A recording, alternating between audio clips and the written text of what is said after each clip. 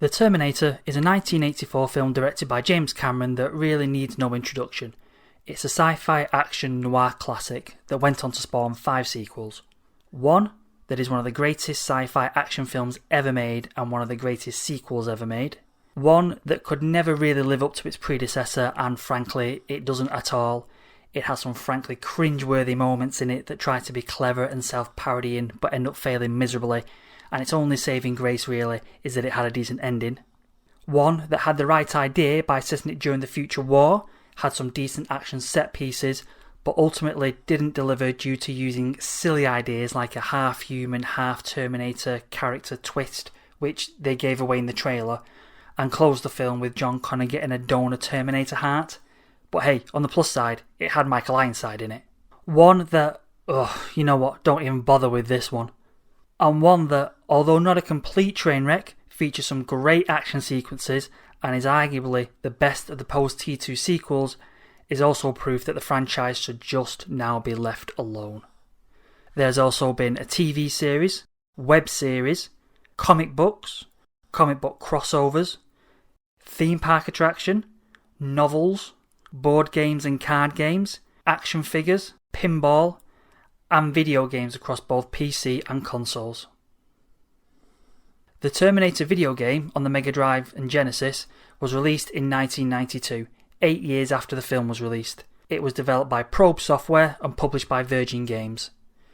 The game was programmed by Dave Perry, who would later go on to develop games including Cool Spot, Aladdin, MDK, Messiah, and Earthworm Jim. He also worked with the Wachowskis on the 2 Matrix games, but we won't go into those.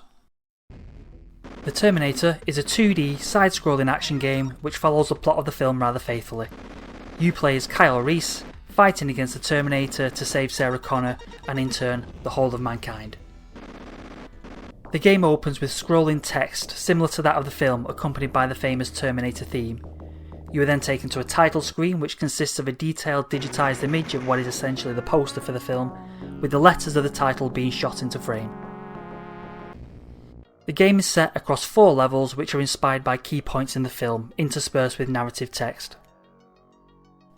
Level 1 is set in the future war, where you have to fight your way through the battlefield, down into the maze-like labs of a Skynet base, blow up a reactor, and escape into the time machine before the reactor explodes. Along the way, you'll fight ground hunter killers, or HKs, flying HKs, mini HKs, and wave after wave of fully armed Terminators.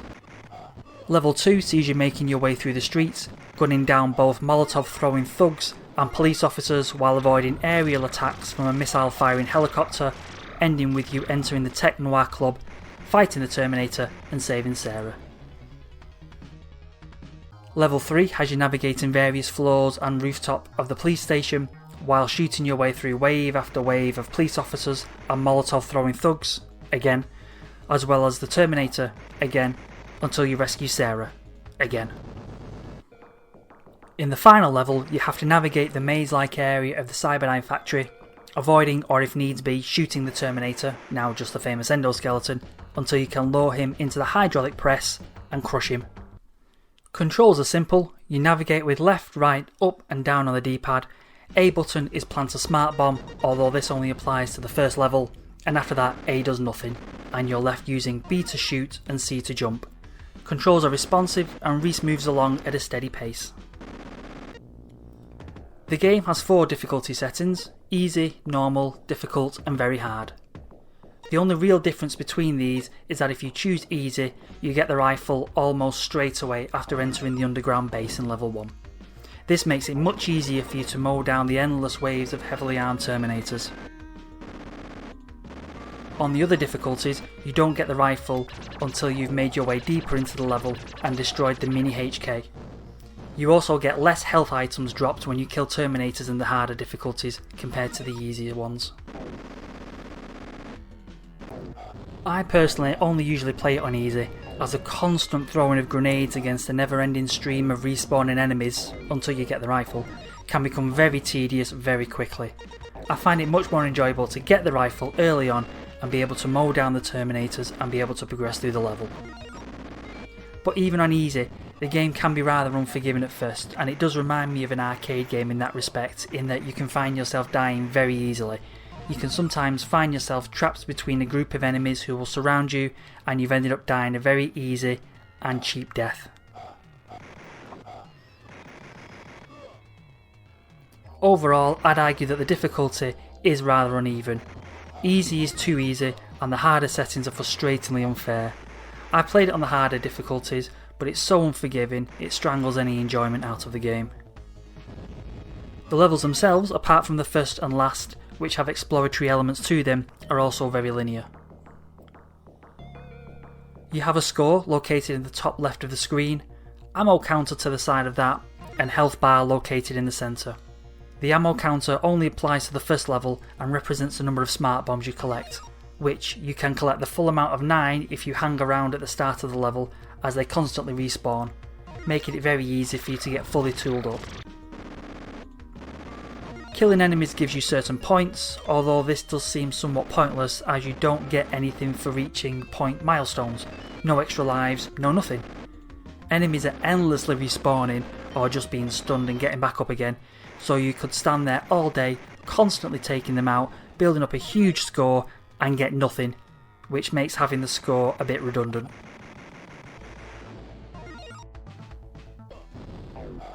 Just like in real life, in the Terminator, you only get one life. No continues, no restart at the beginning of the level or checkpoint, no nothing.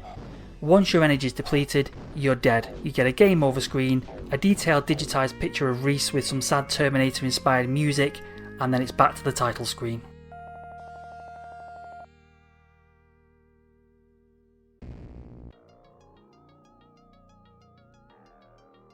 Each level opens with some detailed digitised stills from the film, along with some narrative text which outlines your mission objective for that level. Overall, the digitised stills look very good for an early Mega Drive game. They're clear, detailed, and you can clearly identify and recognise who or what they are from the film. With one noticeable exception. Now, I'm not sure what happened here, or how or why this was included, as it's the only non-digitised image from the film included in the game, but it just looks horrendous and absolutely nothing like either Linda Hamilton or Michael Biehn. Maybe the programmers didn't have time to obtain or digitise in an image from the film, maybe they ran out of space on the cartridge and this took up less space than a digitised image, I don't know. But what I do know is that this looks bad and stands out a mile against the other images which are of a really good quality. Graphically, the Terminator looks very good for an early Mega Drive / Genesis game. Sprites are a good size and are detailed with nice smooth fluid animation, particularly on Reese. I particularly like the animation as he throws grenades and how his coat is animated and moves when he draws his gun and vaults over the bins and the rooftops. Although I do think his coat looks too much like a white lab coat rather than the grey trench coat Reese wears in the film. The sprite animation of the Terminator, however, is not as detailed as Reese, but I do like the way the light reflects onto him when he fires his gun. The first enemy you encounter is one of the graphical highlights of the game. While it doesn't look exactly like the ground HK we see in Reese's dream and flashbacks, its size and detail, particularly in regards to its tracks, which have rotating cogs in them which rotate clockwise and anti-clockwise, depending if it's moving forwards or backwards, are very impressive and showcase a nice level of detail. Levels are very much in keeping with the tone of the film. Level 1 features the dark blue colour tones which we see in Reese's dreams and flashbacks, with effective use of silhouetted ruins in the background. As you enter the underground base, you get a sense of depth and vastness of the environment courtesy of some nice scrolling and details in the level design. The detailed levels and impressive graphical touches continue into the streets in level 2, with the buildings in the background and the bridge you pass under giving an impressive sense of scale to the world you're in. I also like the small touches like exposed brickwork on the buildings and the use of the Terminator poster on the side of the building. When you reach the Tech Noir Club, the neon lights which are cast on the edges of the silhouetted people stood at the bar, the DJ and people sat in the booths in the background all add to creating an effective feeling of scale and depth. The police station level is bright and detailed, and small inclusions like bullet holes that pepper the walls detailing the Terminator's trail of destruction is an impressive graphical touch, but overall this level is just a bit too much copy and paste for my liking. Also, I always wonder why the police only focus on trying to kill you, Reese, when there are Molotov throwing thugs and an unstoppable murderous cyborg that's just ploughed his car through the reception area of the police station wandering round. None of the cops seem to go after either of them. The final level, set in the Cyberdyne factory, is graphically the most impressive. Different floors, conveyor belts, vats of molten metal and other random machines are all visible in the background. This, coupled with you running in front of and behind mesh fencing, all add to creating a sense of depth and scale in the level. The effect of light reflected on the side of the hydraulic press at the end of the level also makes it stand out and look imposing and is a really nice graphical effect. The only graphical aspects that do let the game down are the copy and paste cops and thugs. Now, it's fair enough that in level 1 all the Terminators look the same because, well, they're Terminators, but the copy and paste approach to the police officers and the thugs is just a bit lazy. Another graphical aspect that I feel lets things down is the flying HK in level 1. Now, neither the ground HK or the flying HK in the game accurately resemble the one seen in the film, especially compared to, say, the SNES version, so that we can forgive. But what we can't forgive is that the very generic looking bombs that are dropped are attached to small parachutes. In the film, the sleek flying HKs fire deadly lasers from mounted gun turrets, not drop cartoon looking bombs from its mouth-like opening which are attached to striped parachutes which gently float down to the ground.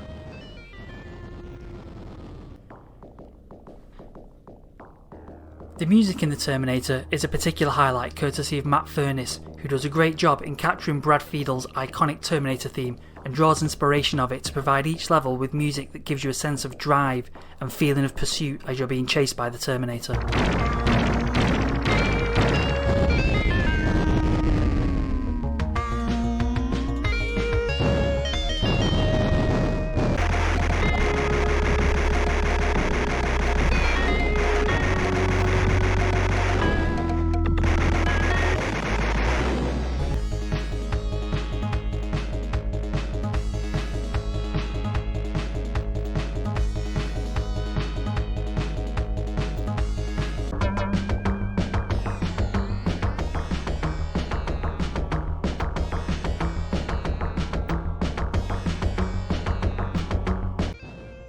The sound effects though are sadly not as impressive and are generally rather few and far between. Overall they seem to be either Reese's moans as he takes damage, laser fire,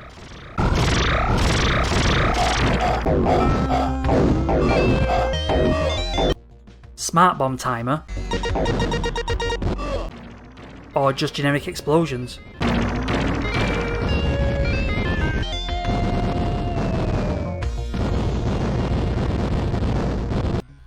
Although the shotgun blasts do sound very powerful, but that's as far as the sound effects stretch.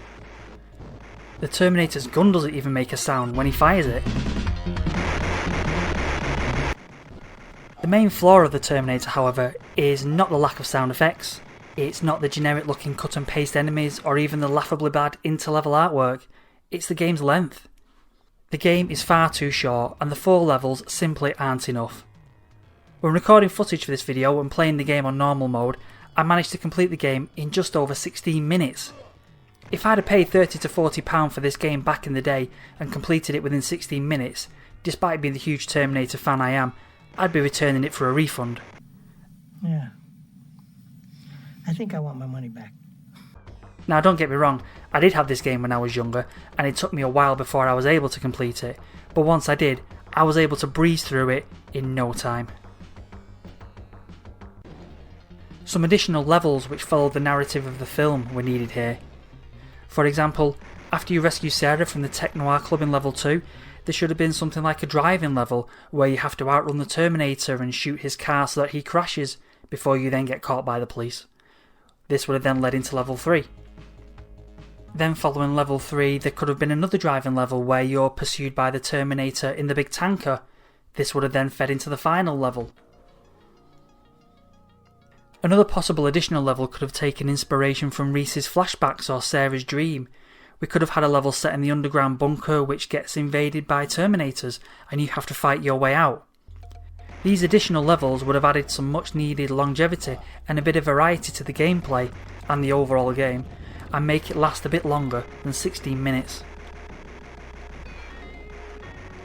Alas, overall, the replay value of the Terminator on Mega Drive and Genesis is just not there. Once you have the game mastered, you'll only be firing this game up for the nostalgia factor, which is why I play it, or if you've 15 to 20 minutes to kill. The score system is rather irrelevant, and harder settings drift into the realm of too hard, bordering on infuriatingly unfair. The game comes across as a game that was rushed, which in itself is rather confusing because the game didn't need to coincide with the release of the film, as that came out 8 years earlier. I thought maybe it was released to coincide with the release of Terminator 2 in the cinema, but that film came out in 1991, as did the arcade game, which got a home conversion in 1992, developed by Probe. The tie-in game of the film was released in 1993 by Bit Studios. So a possible explanation could be that Probe were possibly under pressure to get both the Terminator and T2 the arcade game done and released within a short window. This seems to be supported in an interview with the Probe developers from the September 92 edition of Sega Power. When they asked Probe developers, did Terminator present any special problems, they replied, "Well, Terminator was a learning curve for us. We learned all about the problems you get with console games and we changed many things. We used digitised graphics, hand-drawn ones, we changed the maps. We were under a constant battle to develop the title before the sequel was brought out. It isn't such a worry now though, because we're developing the sequel anyway." So there you have it. As I mentioned before, each level is broken up with a text narrative to inform you what has happened. This even extends to informing you that you, Reese, the character you've been controlling for the whole game, all 16 minutes of it, has died at the end. Which seemed like a bittersweet kick in the teeth really. I mean, you've made your way through the whole game, all 16 minutes of it, rescuing Sarah at least twice and defeating the Terminator by luring him into the hydraulic press, which, okay, doesn't happen in the film as it's Sarah that crushes him. But in the game, you see the Terminator crushed in the press with you stood there clearly alive, only to be told in the next screen, in a throwaway line of text, that you're dead. Talk about a kick in the teeth. Now, granted, having seen the film prior to playing the game, thanks Dad, I was aware of Reese's fate, but anyone back in the day who might not have seen the film before playing the game would have been exposed to a bit of a huge spoiler. Magazine reviews at the time were rather varied in their response to the Terminator. Mean Machines, my go-to game magazine at the time, in their June 92 issue, scored the Terminator 43%, highlighting that once the short levels are completed, there's not enough to keep you coming back. Sega Power, however, were a lot more favourable in their July 92 issue and didn't see the length of the game as much of a problem, as the non-stop action made up for it. They particularly praised the graphics, sound, stills, playability, and the fact it had Arnie in it, with an overall score of 87%. Sega Pro were even more favourable in their June 92 issue, scoring the game 92% and summarising it as a killer-tastic top-notch platformer. They were just as keen on the Master System version, scoring that 90%. There was also a Mega CD version released in North America in 1993 and the UK in 1994, but rather it be a carbon copy of the Mega Drive version with a few levels that take advantage of the Mega CD's capabilities tacked on, the Mega CD version was a whole new game built from the ground up, and was overall praised for its improved graphics, sound, use of FMV sequences from the film, although none of these apparently actually featured Arnold Schwarzenegger, and its fantastic soundtrack, courtesy of Tommy Tallarico. Unfortunately, I've not played this version, as I didn't have it back in the day, and it now commands frankly ridiculous money on the likes of eBay. The Terminator on the Mega Drive is much more affordable, and you can pick that up complete on eBay for under £15 to £20. Now, it may seem from this review that I'm not a fan of this game at all, and to be honest, that's really not the case. I really do like this game. Yes, it has its flaws, of which there are many, and there are aspects of it that have the huge Terminator fanboy in me almost raging, but this game has what I affectionately refer to as the nostalgia factor, and with the nostalgia factor come the rose-tinted spectacles that don't and can't allow me to dislike this game because I have too many great memories of playing it when I was younger. Sat there in front of my 14-inch CRT TV, having watched the film when I was arguably way too young, but thanks to my dad who first introduced me to the Terminator on VHS, and to a franchise that includes 2 films that are amongst my all-time favourite films, my love for the film extends to this game, and I can't bring myself to not like it. Okay, that just about brings us to the end of my review of the Terminator on the Mega Drive and Genesis. I hope you've enjoyed it. Thanks a lot for watching, and I'll see you next time.